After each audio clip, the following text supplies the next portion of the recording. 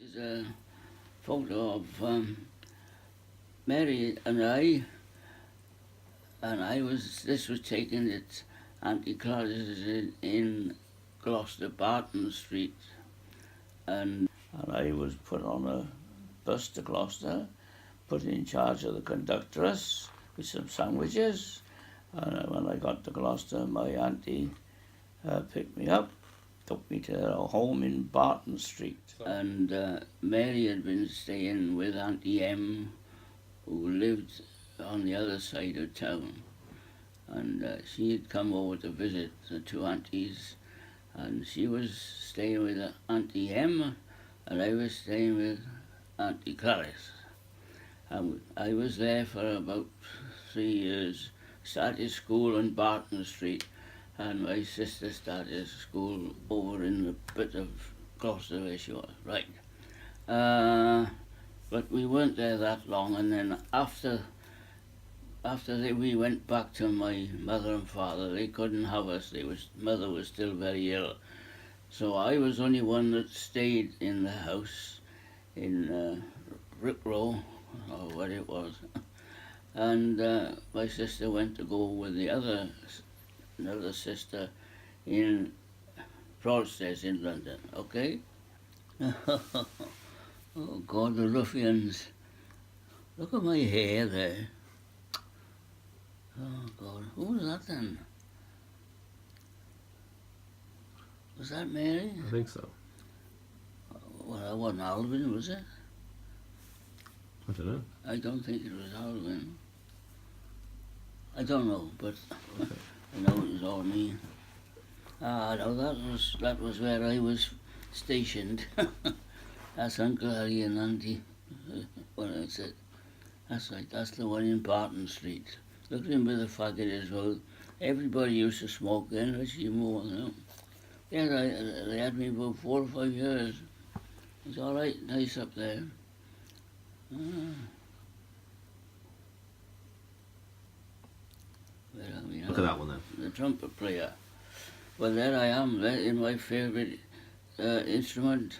This was, of course, when I was in the Royal Sussex Regimental Band, and I didn't play the trumpet in the band, in the orchestra. I played an E-flat bass, and the reason I did that, I had a choice, and if I played the E-flat bass, I knew enough about music to transpose it into the treble clef, so I didn't have to read it as it was. And also another reason was because I was able to play the trumpet in the dance band without it affecting my armature. And it was a nice little turn to make a couple of extra shillings. So that's that. That's my uniform. Now this is two of my mates. I even forget their names now. But the one in the middle was a boy from London. He was a bit of a spiv, but he was a nice fella, tall fella. He played the cornet as well. And the other one was the one from Bournemouth, Ivor. I forgot the other name. So anyway, that's 3 of us that we were in the band together. So you were in London on your leave. Tell me about the doodle bugs. Well, you'd be walking along the street, and you'd hear this thing coming along, and you'd see this thing with flames coming out the back. And that was a doodle bug. And it'd be all right. And then if it went past you, it went past you. But if you could see it and it shut off, you'd dive for cover quick because it was coming down. As soon as that stopped, the engine stopped, and it'll come down. And it was way in the front. It always hit the nose first. So anyway, that was the time.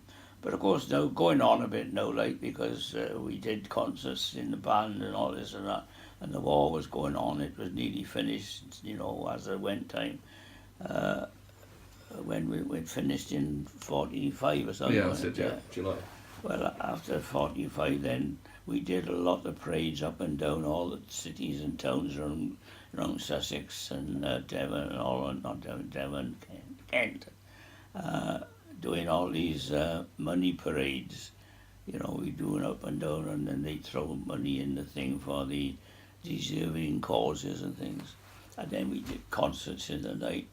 And then, of course, I was in the dance band as well because I could play a trumpet, like I said. That's why I took the bass up, because I could still play the trumpet. And then I used to play in a band, and we used to get paid, because when we used to go play in the city places, they had to pay for us band, and we got so much.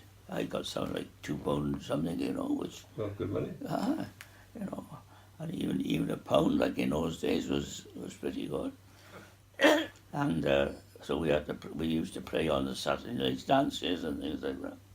And that's, like I say, I'll come to that bit.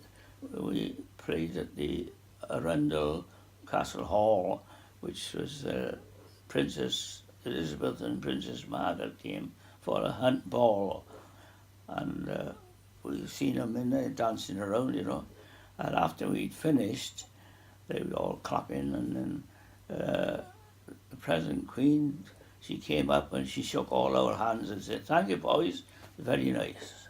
Right? That's my one claim to fame. Yeah, indeed, yeah. Anyway, and the worst job, I think the worst job we did was when the officer came up and he said, you 12 volunteers, yes sir, and they had lost this minefield which they used to practice. Look, they had to use live ones to practice, as you wouldn't be real. And so anyway, they had the plot, they said, and this is where it is. So we got 12 of you to go shoulder to shoulder, and you press like that, and you don't move till the end one blows a whistle. Then you go another knee, like, you go as far as you can reach. You're on your knees? On your knees. You're on your knees in this wooden stick. And if you touched anything, if you went down about 4 inches in this stuff, you blow a whistle, and you all have to stop. Then the bomb disposal will have a look, dig it up and see it. And anyway, this went on for a couple of hours, and we never found a thing. So anyway, they stopped it. So that's it, fair enough, off we went. So we did some other chores. And we found out a couple of months after, this officer, he said to us, he said, "Sorry boys, you had to go through all that. The plans were in the wrong place." It was some miles away where the thing was. They got the wrong field, yeah. Well, thank you very much, at least, 2 hours of terror. sweat and blood, like Yeah, so, I think that's why I started going grey, I reckon. Yes. You were back with the... Aye, well, I was as soon as when I come home, I was straight back with the van. But it was a silver band, it wasn't a brass band. Well, they call them a brass band, didn't they? It was called a silver band, but some people had brass instruments, but then, eventually we collected money, and we had all new silver instruments. But we were pretty good, man. We were in the top class, and we used to play against Bark and Dare and Cody's and all that. And as I say, we went with those. We played a few times up in South Kensington. Oh, we met at the dance, the Girlings dance, when I was in Girlings. We used to have a dance every Saturday night. All the men on one side, the boys, and all the girls the other. It was funny. And she was a nice dancer, look, and I used to go play. And then one of these days, the last dance, you'd always say, right, I'm going to have a dance with her and take her home, And you most likely had a dance before, sort of. All right, okay. So I went, "Oh, may I, So we had the last dance, and I said, "May I walk you home?" And I did walk her home anyway. And I lived in Cumran in the Crescent then, I think, Where is it? And she lived in Ponnewick, did she? Yeah, she lived in the shop in Ponnewick. My mother had the shop. So that's right, and then we courted about 2 years, I think. Easy, but no problems. The main photograph when we got married, God gracious me, and that was, oh God, I can't remember them, but they're all friends. There's my father at the back, and that's Jean Davis or something. She was there, remember her? Yeah. Anyway, that was the big photograph when we got married. Now that's a favourite photograph. Was my father. Yes, he was getting on a bit then. He died when he was 67, so He'd been in hospital only a couple of months. He had lung cancer. He smoked too many cigarettes and he made his own of it. But yes, he was a nice man. Nobody ever say that again. Now then, there we are, the favourites again. That is and that was Julie, when Julie was born. Oh, no, that's you, that's Julie. Yeah. That's right. And that was a friend of ours as well, right? And that was at your christening. And who else is in the picture? Well, I know that was a friend, Audrey somebody she was, and that was her husband. They were big friends, all four of us.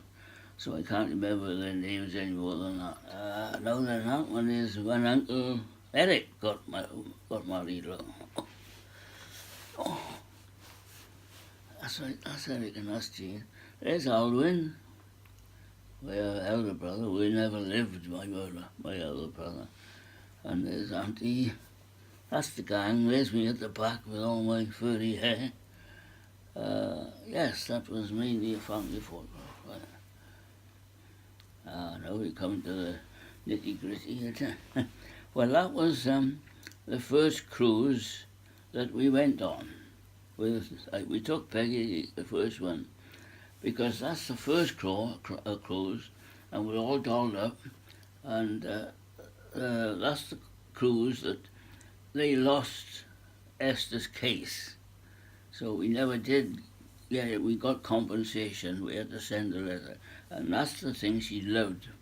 That sort of thing, metallized sort of dress thing. And she loved that thing. And she was more concerned about losing that than anything else in the bargain. And then that was, of course, when we took Peggy with us.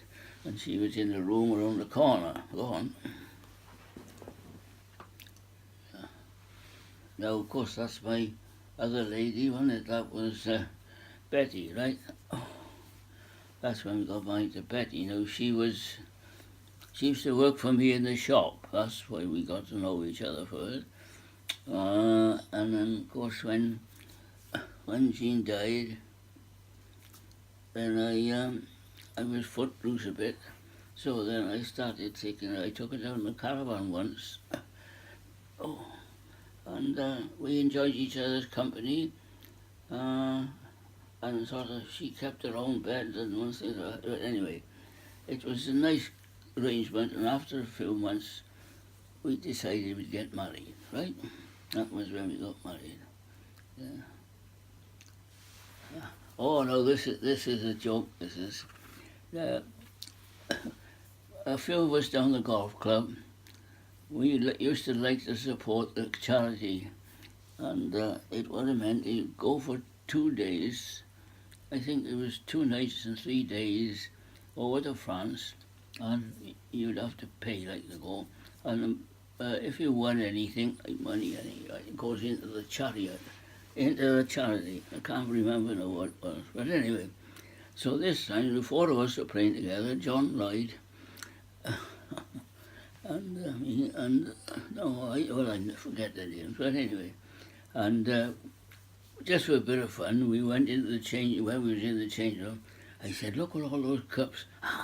John Lloyd, he was a bit hurt. He said, right, let's go and grab one each. So then we posed from as though we'd won them. But of course, we hadn't, but it's just a bit of fun. That was a nice day, right?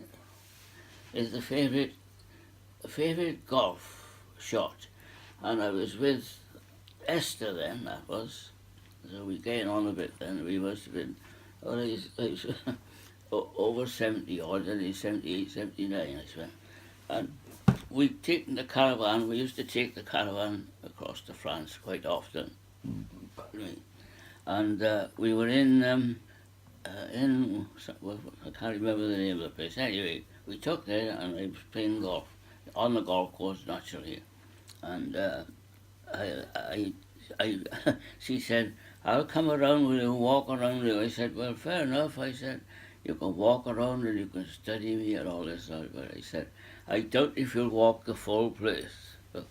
So anyway, she walked around with me, and in that particular shot, I asked her to take a shot of me actually hitting the stroke.